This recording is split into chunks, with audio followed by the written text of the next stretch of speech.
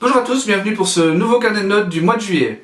Avec 7 titres glanés de par le monde, dont surtout un WTA et un Challenger, ce mois de juillet peut être considéré vraiment comme un très bon cru.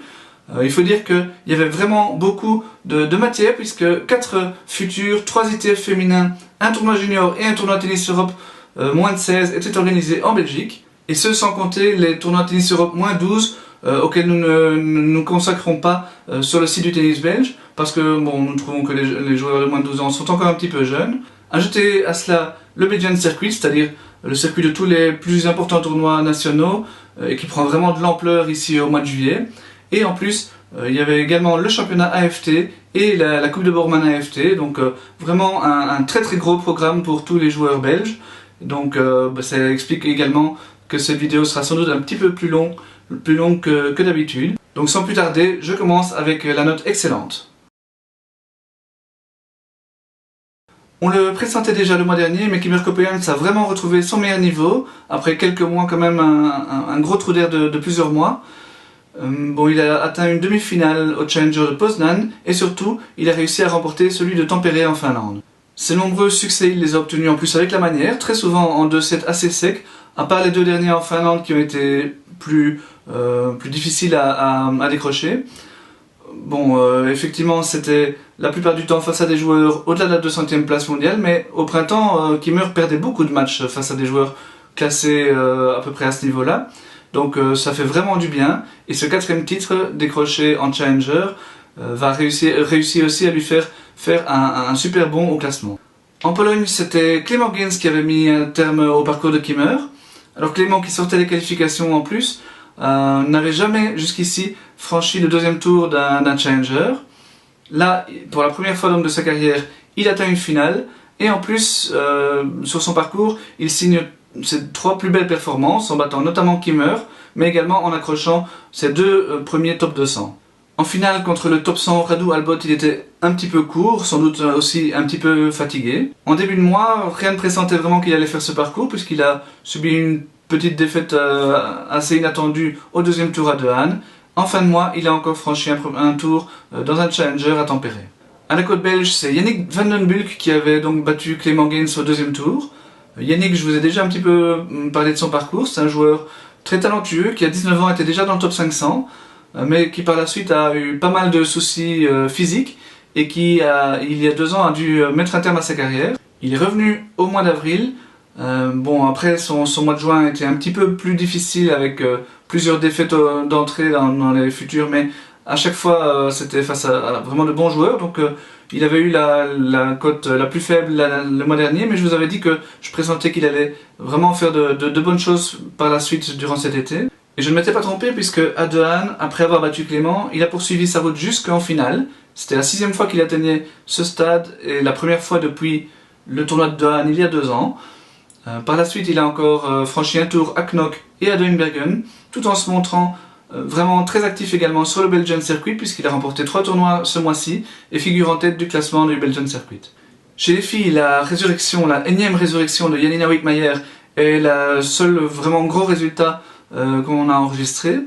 Alors elle s'est imposée donc au tournoi de Washington, signant son 5e titre sur le circuit WTA. Sur son parcours, elle a notamment battu Kristina Mladenovic, qui était la seule d'ailleurs à lui prendre un set. Et elle a également remporté le tournoi en double, et là ça n'était que son 2e titre à ce niveau en double. Par la suite, elle a encore disputé le tournoi premier de Montréal, où j'allais normalement commenter sa défaite au premier tour comme une nouvelle incartade à la Janina, puisqu'on sait qu'elle est vraiment habituée à avoir des résultats vraiment en dents de scie.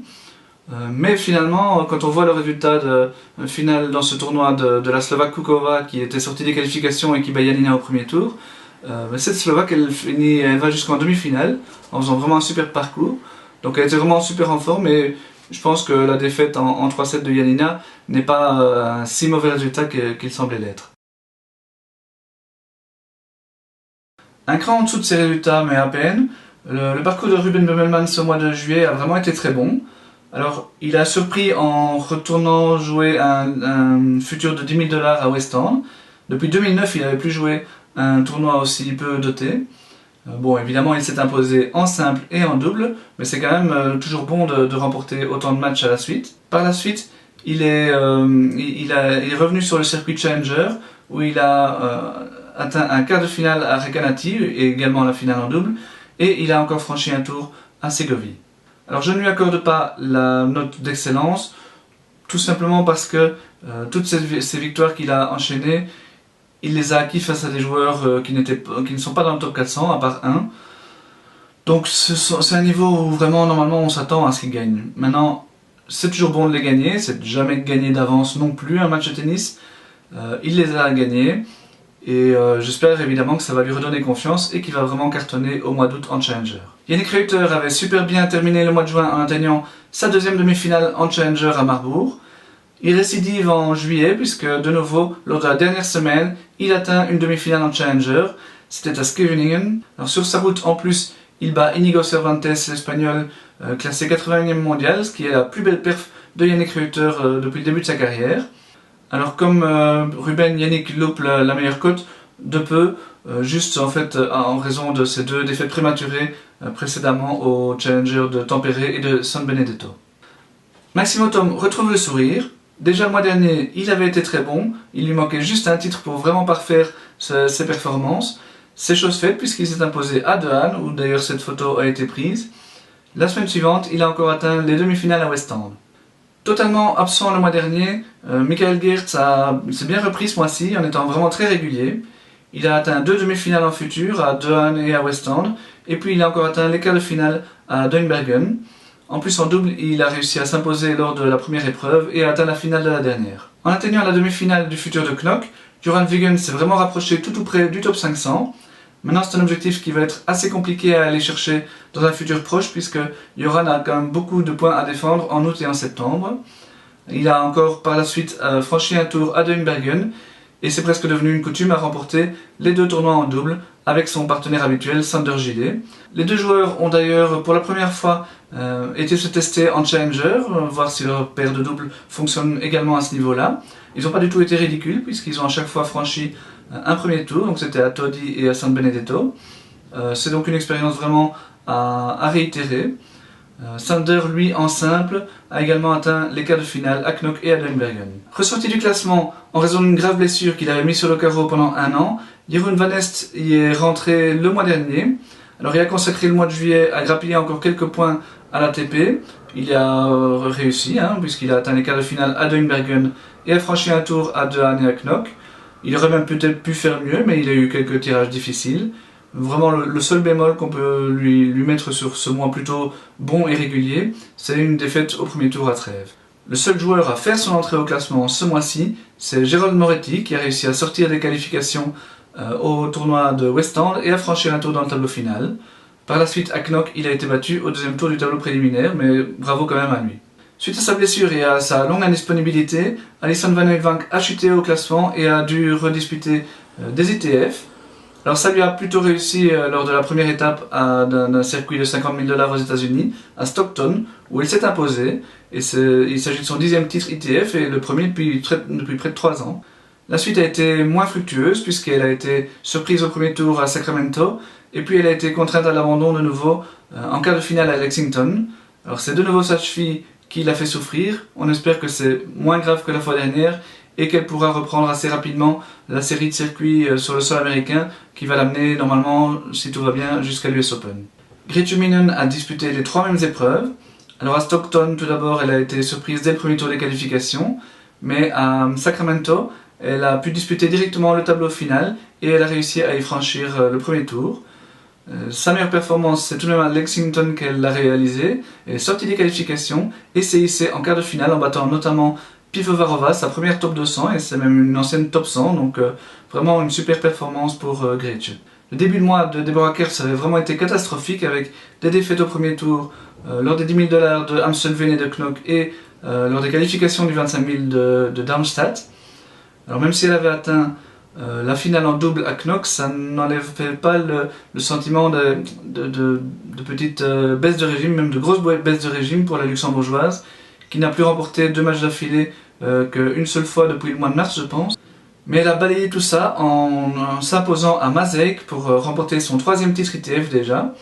Alors en plus elle a réalisé vraiment un super parcours puisque en demi-finale elle n'a laissé que 3 jeux à la première tête de série et en finale elle a battu la Polonaise Zanewska qui est une ancienne top 150, en 2-7 également d'ailleurs. La veille elle avait en plus disputé mais perdu sa deuxième finale en double du mois de juillet. Kimberly Zimmerman n'est pas passée loin de remporter elle son tout premier titre ITF. À Gansoren, elle a atteint sa toute première finale. Alors, elle était sans doute un petit peu stressée pour ce dernier match, ce qui l'a fait peut-être un petit peu manquer la rencontre. Elle jouait, il faut dire, donc sa première finale, c'est déjà important, mais en plus dans son jardin, puisqu'elle habite vraiment tout près du club du Charles-Quint. Par la suite, elle a encore atteint les quarts de finale à Knock, donc ça confirme vraiment une belle embellie depuis plusieurs mois pour Kimberly. Elisa Van Langenonk est une des joueuses qui a le plus progressé depuis le début de l'année. Elle avait vraiment du mal à franchir un tour dans un tableau final de 10 000 $ au début de la saison. Et la demi-finale, sa première demi-finale à Alkmaar le mois dernier, l'a sans doute vraiment libérée parce qu'elle a disputé 2 nouveaux quarts de finale ici, à Gansoren et à Maaseik. Et en plus, elle a battu sa première top 500 à Maaseik, où elle était en plus sortie des qualifications. Entre les deux, elle a tout de même subi une défaite au premier tour à Knock. Un mois assez light attendait David Goffin, qui a pu se reposer un petit peu entre Wimbledon et les JO. Seul le Masters 1000 de Toronto était à son programme. Elle y a atteint les huitièmes de finale comme l'an dernier. Après, c'était tout de même une toute petite déception. Non pas par rapport au nom du joueur qui l'a battu, puisque c'était également fils, c'est quand même pas n'importe qui. Plutôt par rapport à la manière, puisque dans le troisième set, on avait vraiment l'impression que David dominait les échanges, dominait le match clairement, et qu'il aurait dû gagner facilement ce troisième set. Mais le Français s'est accroché sur son service, il a bien fait, et David a fini par craquer sur la seule occasion que Gaël, mon fils, a eue lors du dernier jeu du match. Si Arthur de Greef a eu souvent des pépins physiques au début de sa carrière, il semble avoir acquis une certaine caisse maintenant, tout de même. En tout cas, c'est ce que les résultats de ce mois de juillet semblent démontrer, puisqu'il a disputé 6 matchs, tous en 3-7. Alors il a tout d'abord franchi un tour au Challenger de Todi, puis à San Benedetto, il s'est hissé en demi-finale, en remontant dans tous ses matchs un handicap d'un set. Malheureusement, en demi-finale, ça a commencé à devenir trop court et il a craqué au dernier set. Yannick Mertens dispute essentiellement des Challengers cette saison. Il a tout de même fait une petite entorse à cette règle puisqu'il a disputé le futur de West End, où il a atteint la finale, seulement battu par Ruben Beumelmans. Il a en plus remporté le double avec le Limbourgeois. Et par la suite, il est retourné en Challenger, mais il a été battu au premier tour à Reykjanesi et a franchi un tour à Ségovie. Après avoir vraiment cartonné depuis le début de la saison lors des tournois 10 000 $, Chris Heyman a tenté sa chance dans des tournois un petit peu plus relevés, des 25 000 $. Alors il a tout de même déjà atteint un quart de finale à Amstelveen et il a été battu au deuxième tour à celui de 3. Niels Hussein est resté sur la côte belge pour disputer les futurs 10 000 $ de West End et de Knock. Les deux fois il s'est arrêté en quart de finale et la première fois c'était malheureusement sur un abandon. Après un deuxième tour au futur d'Amstelveen, Germain Gigounon a atteint la demi-finale à celui de Trèves et en plus il s'est imposé en double. Il est par la suite retourné sur le circuit Challenger où il a franchi un tour à Tampere. Le mois de mars, Salman a plutôt mal débuté puisqu'il s'est fait battre au deuxième tour à De Haan ainsi que d'entrée lors des qualifications du Challenger de Poznan. Mais il s'est bien repris par la suite puisqu'il a atteint un quart de finale à Knock et surtout une demi-finale à Denberg. Stein Meulemans au contraire a plutôt bien débuté le mois en atteignant un quart de finale à De Haan. Il est même passé tout près de battre Michael Geerts lors de ce quart de finale. Par la suite, il a encore franchi un tour à Trèves et à Knock, mais malheureusement il a été surpris d'entrée à Dunbergen.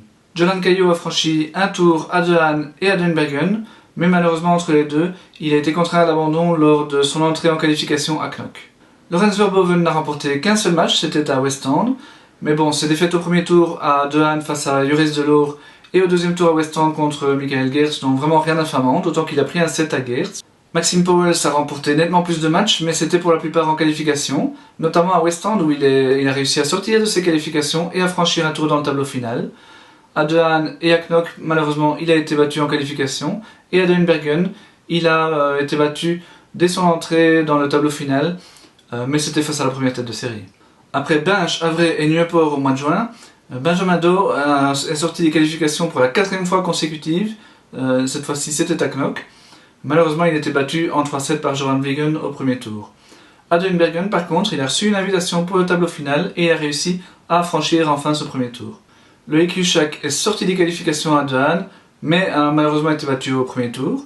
Il a ensuite reçu une invitation pour disputer les tournois de Knock et de Duinbergen. Alors la première fois, il est retombé de nouveau face au même joueur qu'il avait battu à Dohan et a de nouveau perdu.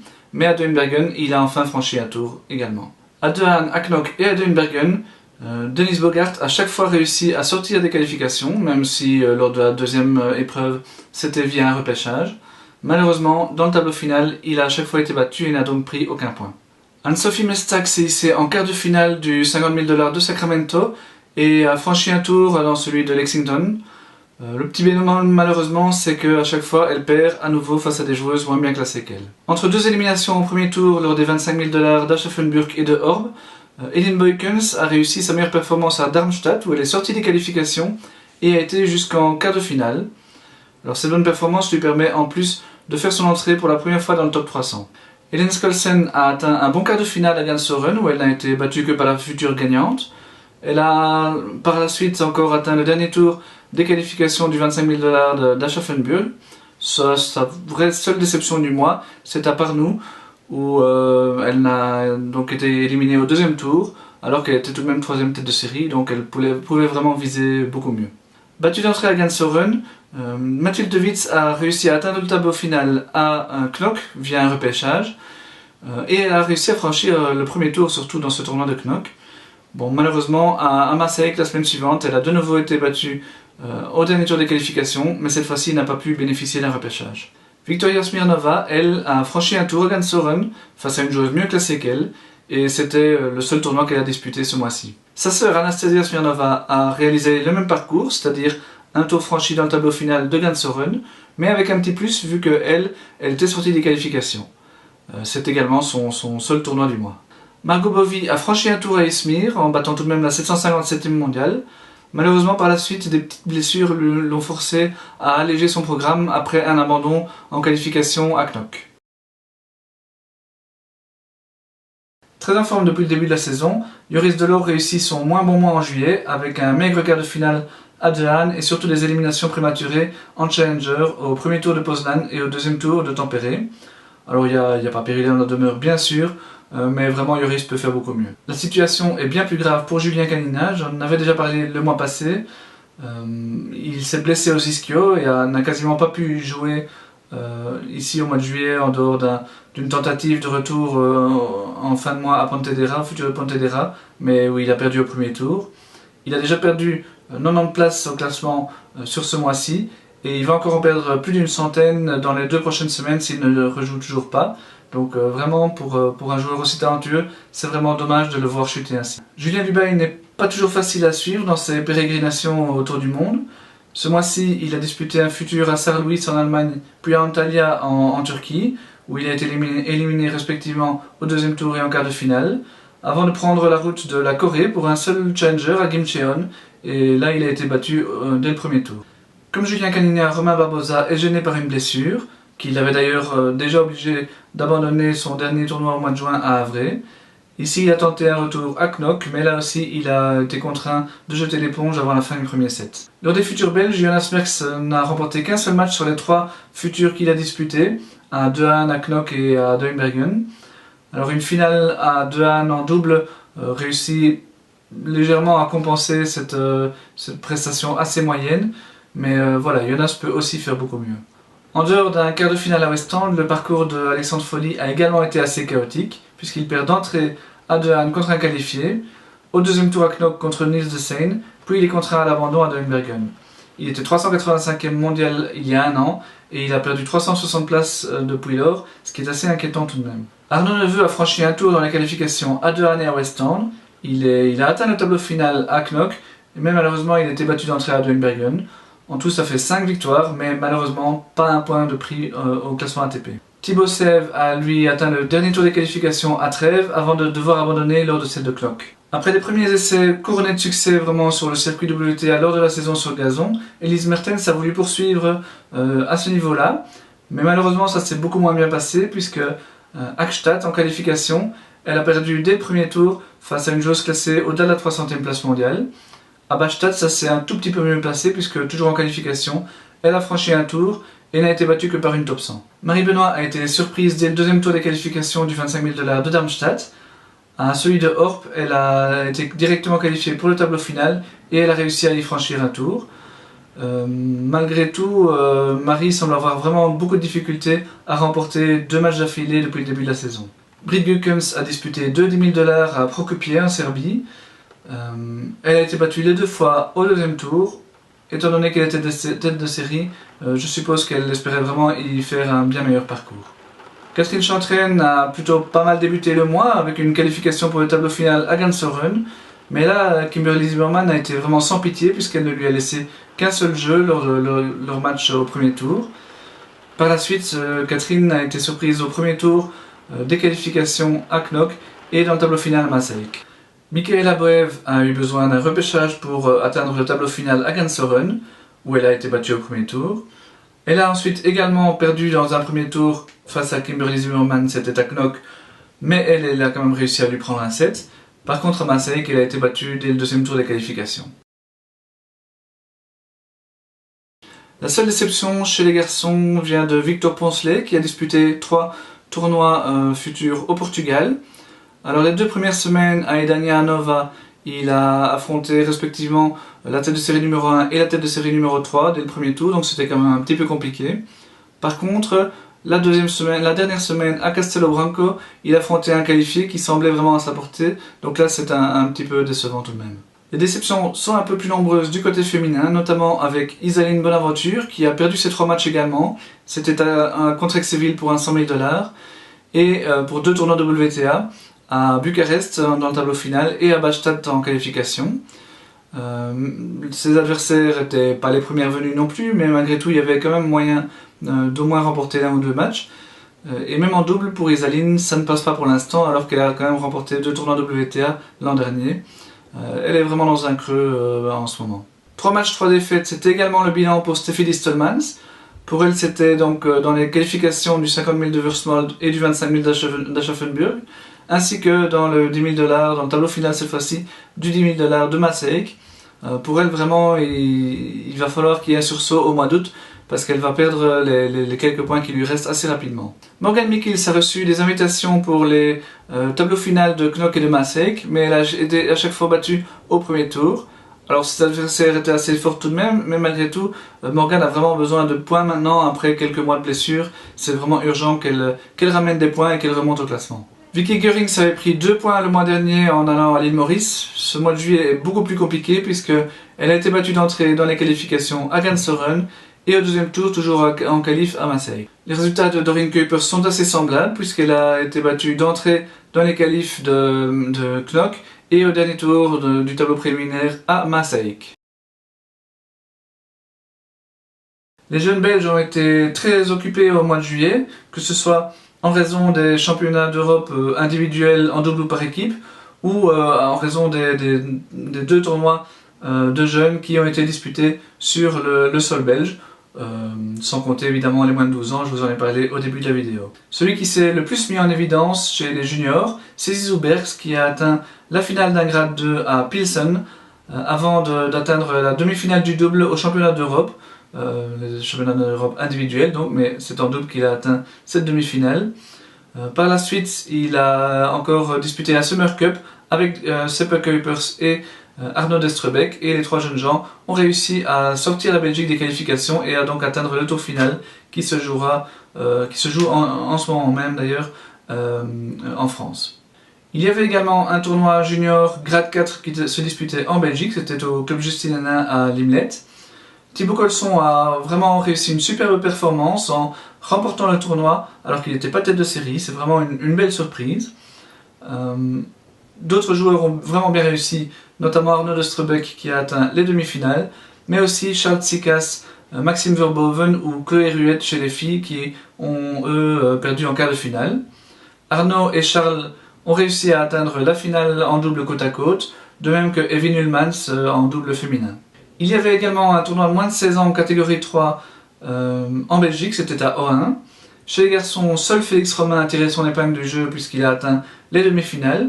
Chez les filles, c'était beaucoup mieux puisque Tilly Di Girolami, je vous en ai déjà parlé, elle a 13 ans, et donc elle a encore normalement un an à jouer chez les moins de 14 ans. Et là, elle a déjà atteint une finale en moins de 16 ans, c'est vraiment une super performance. Elle a fini par être battue en finale par celle qui avait déjà battu en demi-finale Emmeline de Witt. Et bon, il faut encore noter également les quarts de finale de Fleur Lambrecht et de Nienke Deun. Les éliminatoires AFT de la Coupe de Borman ont sacré chez les moins de 16 ans Gauthier Onclin et Carla Quadflieg. Chez les moins de 14 ans, les nouveaux champions de la Fédération Wallonie-Bruxelles sont Diego Di Grassi et Pauline Weignes. Il y avait également d'autres tournois moins 14 à l'étranger au mois de juillet. Mais les seuls Belges qui s'y sont un petit peu montrés, c'est Baudeleu qui a atteint la finale aux catégories 3 de Meppel. Et enfin Romain Faucon qui a atteint ce stade mais en double aux catégories 3 de Fürstenfeld, et il avait également atteint dans ce tournoi les quarts de finale du simple. Voilà, c'est terminé pour ce long carnet de notes. Il y aura encore matière à longuement disserter au mois d'août avec les JO, le Masters de Cincinnati, mais aussi encore plein de tournois en Belgique. D'ici là, je vous souhaite vraiment une bonne deuxième moitié d'été. Salut!